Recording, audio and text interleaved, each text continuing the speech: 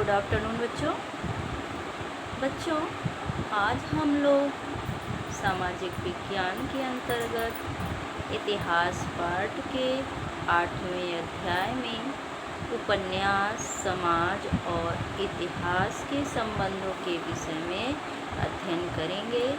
यह इतिहास का अंतिम चैप्टर है। तो सबसे पहले हम उपन्यास पर प्रकाश डालते हैं। जैसा कि हमने पिछले चैप्टर मुद्रण संस्कृति के अंतर्गत देखा कि मुद्रण संस्कृति ने साहित्य के नए रूपों को संभव बनाया। पिछला चैप्टर हमारा क्या था बच्चों? मुद्रण संस्कृति और आधुनिक दुनिया। उसके अंतर्गत हम लोगों ने क्या पढ़ा था कि मुद्रण संस्कृति द्वारा साहित्य के नए रूप सामने आए, नए रूपों का संकलन किया गया। उन्हीं में से एक था जो नया रूप हमारे सामने आया साहित्य के क्षेत्र में, वह था उपन्यास। उपन्यास साहित्य की एक विधा है जिसे हम आधुनिक विधा के अंतर्गत रख सकते हैं बच्चों। और इस अध्याय में हम साहित्य के इसी नए विधा यानी उपन्यास के विषय में अध्ययन करेंगे, क्योंकि इसका आधुनिक सोच के ढर्रे से निहायत नज़दीकी रिश्ता रहा है। तो उपन्यास साहित्य की क्या है? एक आधुनिक विधा है। इसका उदय छापे खाने के मशीनी आविष्कार से हुआ। अपने बिखरे हुए और अनेक पाठकों के बीच उपन्यासों ने कुछ साझी रुचियां विद्यमान की, और जैसे जैसे पाठकों को उपन्यासों के काल्पनिक किरदारों में रुचि आने लगी तो उनका काल्पनिक किरदारों से रिश्ता बनता गया। तो उपन्यासों में क्या होता है? अधिकांश जो होते हैं किरदार वो काल्पनिक होते हैं, किंतु जिनकी ज़िंदगी से जो मैच करता है वही किरदार उसको पसंद आने लगता है। तो इस प्रकार उस किरदार से पढ़ने वाले व्यक्ति का, उपन्यासों को पढ़ने वाले व्यक्ति का रिश्ता बन जाता है, और वे प्रेम और विवाह तथा स्त्री पुरुष संबंध आदि के विषय में अलग तरह से सोचने लगते हैं।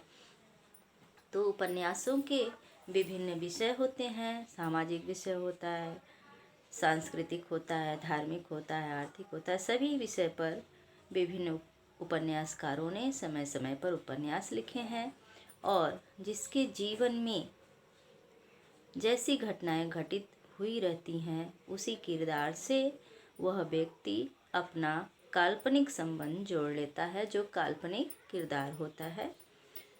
और हमारा टॉपिक है उपन्यास का उदय। उपन्यास का उदय सर्वप्रथम इंग्लैंड और फ्रांस में हुआ, और यह 17वीं सदी से लिखा जा रहा था, किंतु वास्तविक विकास 18वीं सदी में हुआ। उपन्यास का उदय सर्वप्रथम कहाँ हुआ बच्चों? इंग्लैंड और फ्रांस में हुआ। और यह कब से लिखा जा रहा था? 17वीं सदी से, किंतु इसका वास्तविक विकास 18वीं सदी में हुआ। इंग्लैंड और फ्रांस में पारंपरिक अभिजात और सज्जन वर्गों के साथ साथ, अभिजात यानी कुलीन वर्ग यानी उच्च कुल में जो लोग पैदा होते थे उन्हें ही अभिजात वर्ग की श्रेणी में रखा जाता था, और सज्जन यानी जो पढ़े लिखे मध्यम वर्ग के लोग थे, अमीर लोग थे, उन्हें सज्जन जेंटलमैन क्लासेस के अंतर्गत रखा जाता था। और साथ ही साथ दुकानदार और क्लर्क जैसे निम्न मध्यम वर्ग ये उच्च मध्यम वर्ग में आते थे सज्जन वर्ग, और निम्न वर्ग मध्यम वर्ग में कौन आता था? दुकानदार और क्लर्क। तो ये लोग शामिल थे और अब ये नए पाठकों का निर्माण कर रहे थे, यानी कि ये लोग जो हैं निम्न मध्यम वर्ग और मध्यम वर्ग मिलकर के नए पाठक वर्ग का निर्माण कर रहा था। अगला टॉपिक हमारा क्या है? पुस्तकों के बाजार का विस्तार। तो पाठक वर्ग, जैसे जैसे पाठक वर्ग में वृद्धि होती चली गई, वैसे वैसे पुस्तकों के बाजार का भी विस्तार होता चला गया। जब पुस्तकें सुलभ हो गई तो पुस्तकों के बाजार भी विस्तृत होते चले गए। पहले के समय में गरीब लोग उपन्यास नहीं खरीद सकते थे। कारण क्या था बच्चों? क्योंकि उपन्यास की कीमत अधिक होती थी,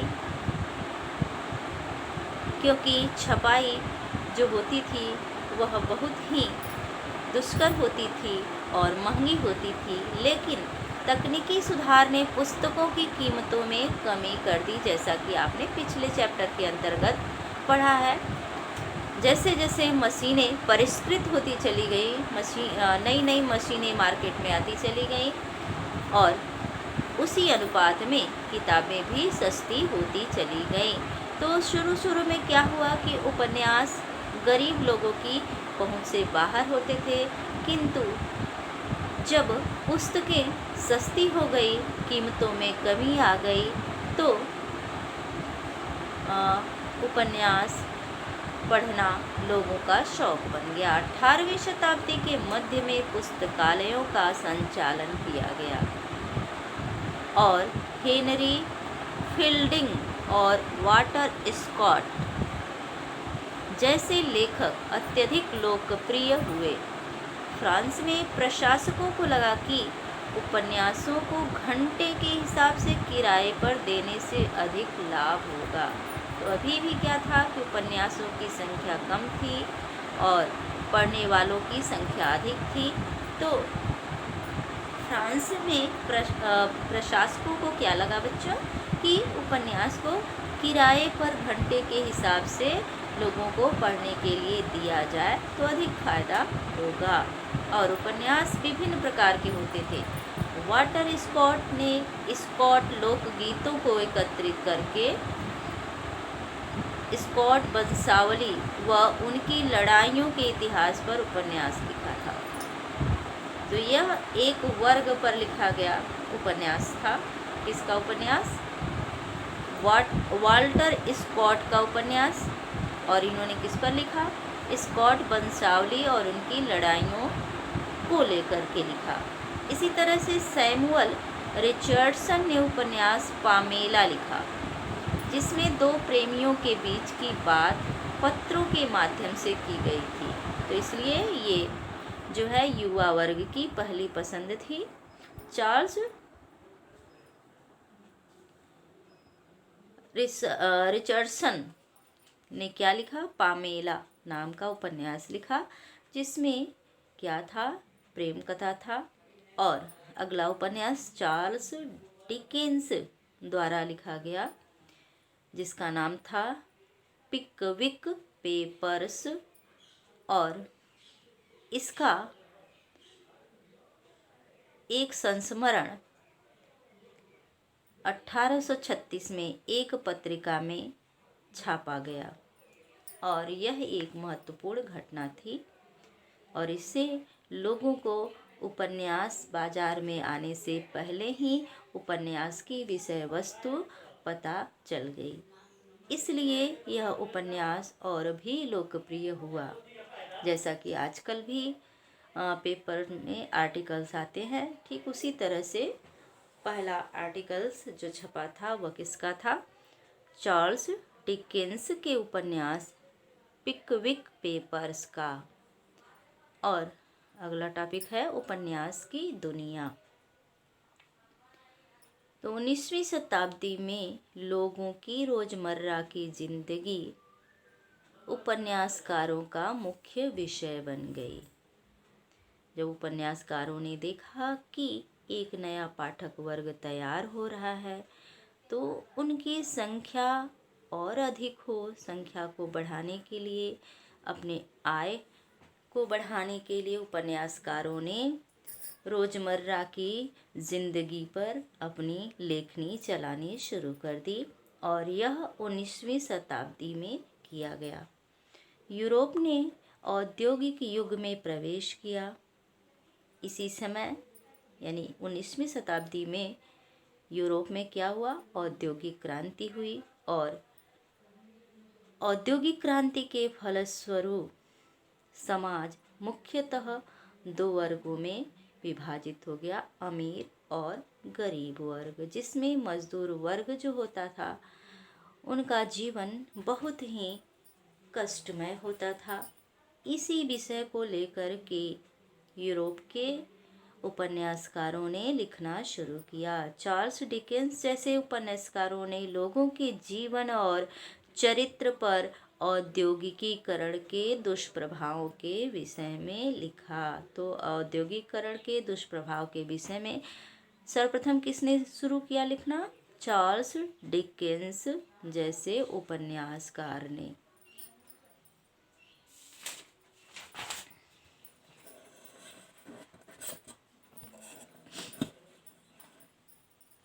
और अपने उपन्यास हार्ड टाइम्स 1854 में जो छपा था और ओलिवर ट्विस्ट 1838 में जो छपा था, इनमें उन्होंने औद्योगिक पूंजीवाद के तहत शहरी जीवन की भयानक परिस्थितियों पर ध्यान केंद्रित किया। तो शहरी जीवन की स्थिति क्या होती थी कि लोग रोजगार प्राप्ति के लिए गांव से शहर की ओर पलायन कर रहे थे। न तो अभी उचित आवास की व्यवस्था थी और न ही उनके स्वास्थ्य सुविधाओं की व्यवस्था थी। तब किसी भी प्रकार की व्यवस्थाएं नहीं की गई थी। इसीलिए जो है भयानक शब्द का इस्तेमाल किया गया है। फ्रांस में एक युवा खनिक की जिंदगी के आधार पर एमिल जोला के जर्मिनल 1885 ने खनिकों के जीवन के गंभीर हालातों के कठोर विवरण का विश्लेषण किया। तो 1885 में एमिल जोला द्वारा खनिकों के जीवन के विषय में, उनके कठोर हालात के विषय में उपन्यास लिखा गया।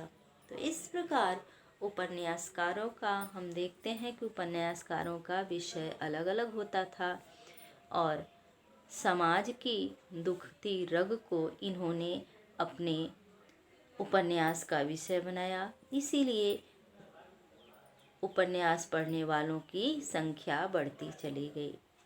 अगला है समुदाय व समाज। तो समुदाय और समाज से उपन्यास का क्या संबंध था?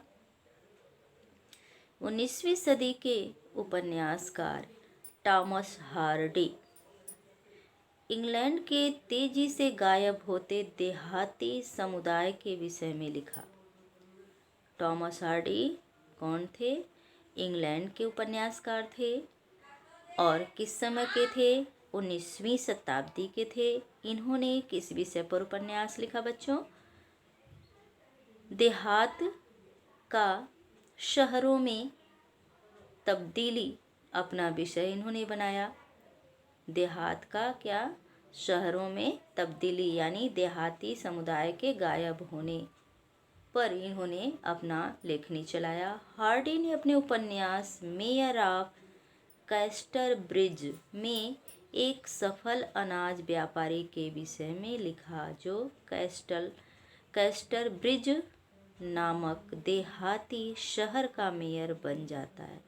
तो उन्होंने जो जनता देहात से शहर की ओर पलायन कर रही थी उसको रोकने के लिए एक काल्पनिक कैरेक्टर कैस्टरब्रिज की कल्पना की और पलायन को रोकने के लिए उसी पर अपना उपन्यास लिखा जो 1886 में छापा गया और उन्होंने कैस्टरब्रिज को शहर का मेयर बनते दिखाया। इसका अपने कर्मचारियों के साथ व्यवहार कभी अत्यधिक दयालु तो कभी निर्दयी होता था। किसका? कैस्टर ब्रिज नामक कैरेक्टर का। और उपन्यासों में स्थानीय भाषा का प्रयोग होता था, जो सामान्य लोगों द्वारा बोली जाती थी। लोगों की अलग अलग बोलियों से निकटता बनाकर बोली जाती थी, ताकि लोग उपन्यास को आसानी से समझ सकें, पढ़ सकें। उपन्यास एक राष्ट्र में विविध समुदायों की साझा दुनिया का निर्माण करता था। अब किसी भी देश में एक ही भाषा नहीं बोली जाती है, विविध प्रकार की भाषाएं बोली जाती हैं, तो उपन्यास उन सब का संग्रह करता था। उपन्यास में शास्त्रीय भाषा को स्थानीय भाषा के साथ जोड़कर प्रस्तुत किया जाता था, यानी सभी भाषाओं में समन्वय स्थापित करने का उपन्यासकारों द्वारा प्रयास किया जाता था। और राष्ट्र की तरह ही उपन्यास भी कई संस्कृतियों को एक साथ एकत्र करता है। उपन्यास का सबसे रोमांचक तत्व महिलाओं की भागीदारी थी। क्या था बच्चों? महिलाओं की भागीदारी। 18वीं शताब्दी में महिलाओं को उपन्यास पढ़ने के साथ साथ लिखने के लिए भी अवकाश प्राप्त हुआ। अतः उपन्यासों में महिला जगत की, उसकी भावनाओं की, उसके अनुभवों की और उसके समस्याओं की खोज शुरू हुई। कब हुई? किस शताब्दी में? 19वीं शताब्दी में। तो 19वीं शताब्दी में उपन्यास का मुख्य विषय क्या था बच्चों? महिलाओं की भावनाएं, महिलाओं की समस्याएं और महिलाओं के अनुभव उपन्यास के विषय थे। जॉन ऑस्टिन के उपन्यास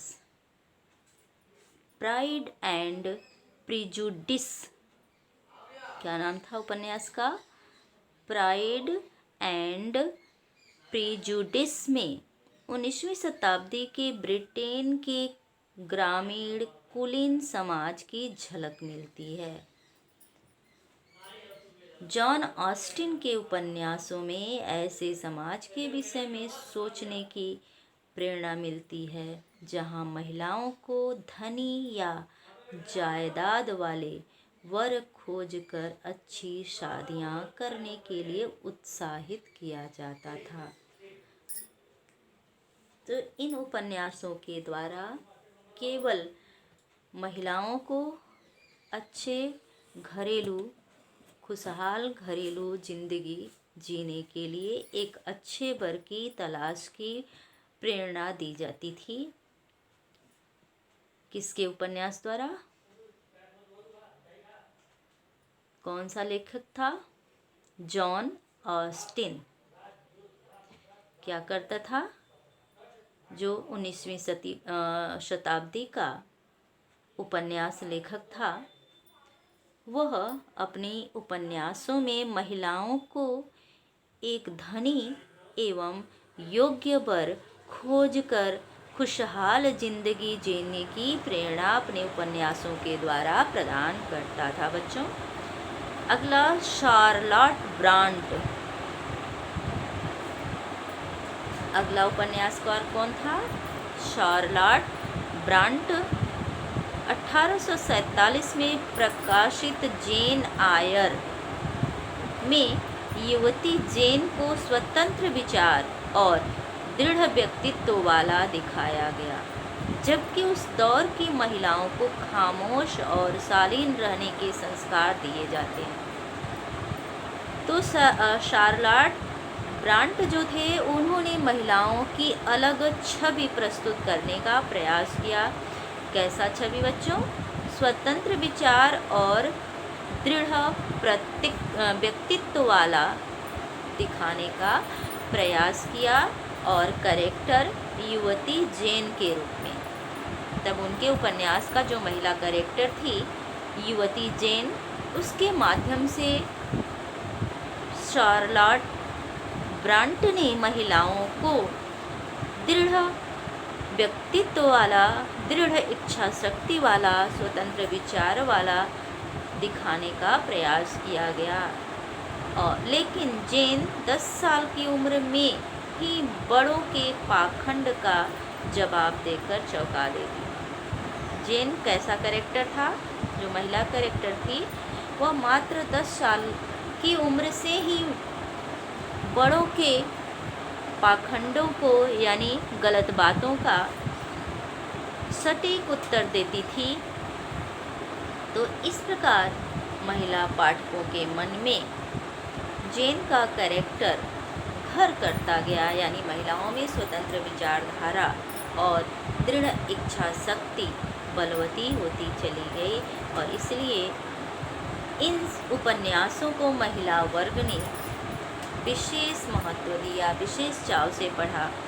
जॉर्ज एलियट महिला उपन्यासकार थी। कौन था बच्चों? जॉर्ज एलियट, जिनके बचपन का नाम मेरी इन इवांस था। क्या नाम था? मेरी इन इवांस। किसके बचपन का नाम था? जॉर्ज एलियट, जो कि महिला उपन्यासकार थी। इनके बचपन का नाम क्या था? मेरी इन इवांस। इनका मानना था कि उपन्यासों से औरतों को स्वयं को स्वच्छतापूर्वक व्यक्त करने का अवसर मिलता है, साथ ही प्रत्येक औरत साहित्य लिखने में सक्षम होती है। यह मानना किसका था? प्रसिद्ध महिला उपन्यासकार जॉर्ज एलियट का मानना था कि महिलाएं क्या हैं? लिखने में सक्षम हैं। वह भी क्या कर सकती हैं? लिख सकती हैं। और सभी वर्गों के लिए अलग अलग उपन्यास होते थे। जैसे महिला वर्ग के लिए अलग प्रकार का विषय होता था, पुरुष वर्ग के लिए उपन्यास का अलग विषय होता था, और युवा वर्ग को प्रलोभित करने के लिए पाठक वर्ग में युवाओं को शामिल करने के लिए अलग से विषय का चयन किया जाता था। तो युवाओं के लिए उपन्यास, अगला टॉपिक हमारा क्या है? युवाओं के लिए उपन्यास। तो उपन्यासों में किशोरों को एक नए तरह का आदर्श पुरुष प्रस्तुत किया जाता था, जो ताकतवर, दृढ़, स्वतंत्र और साहसी थे। तो युवकों को कैसा दिखाया जाता था बच्चों? ताकतवर, दृढ़ संकल्प वाला और साहसी के रूप में दिखाया जाता था। ऐसे उपन्यासों की पृष्ठभूमि यूरोप से दूसरे देशों की होती थी, जिसमें घटनाएं जोश एवं साहसी कारनामों से भरी होती थी। तब जो युवक ताकतवर दिखाया जाता था, दृढ़ इच्छा शक्ति वाला दिखाया जाता था, उसको उसकी कारनामों को अन्य देशों के साथ जोड़ा जाता था, यानी उपनिवेशों में रहने वाले युवकों पर ऐसे उपन्यास लिखे जाते थे। और ऐसी विधा की किताबों में R.L. स्टीवेंसन की ट्रेजर आइलैंड, कौन सी किताब है? ट्रेजर आइलैंड, और रुडयार्ड किपलिंग की जंगल बुक बहुत ही प्रसिद्ध हुई। इसके अतिरिक्त G.A. हेंटी के ऐतिहासिक साहित्यिक उपन्यास को अधिक लोकप्रियता मिली। इस समय किशोरियों के लिए प्रेम कहानियाँ भी लोकप्रिय हुई, और हेलेन हंट जैक्सन कृत रमोना और सुजन पुलीज के छद्म नाम से लिखने वाली सारा चौंसी बुल्जी की सीरीज व्हाट केटी डिड प्रसिद्ध हुई। अगला है उपनिवेशवाद के बाद उपन्यास। उपनिवेशवाद के बाद जब विभिन्न देश ब्रिटेन के, आयरलैंड के, स्पेन के उपनिवेश बन गए, तो इसके बाद उपन्यास का विषय क्या रहा, किस प्रकार के उपन्यास लिखे जाते थे, इस टॉपिक के अंतर्गत हम लोग इसी पर चर्चा करेंगे बच्चों। तो यूरोप में उपन्यास का उदय उस समय हुआ जब वह शेष विश्व पर औपनिवेशिक अधिकार कर रहा था। तब विश्व के अधिकांश देशों पर यूरोप का उपनिवेश था। यूरोप के विभिन्न देशों जैसे ब्रिटेन का उपनिवेश था, फ्रांस का उपनिवेश था और स्पेन का उपनिवेश था। तो दुनिया के अधिकांश देश यूरोप के देशों के उपनिवेश थे। तो 20वीं सदी में जोसेफ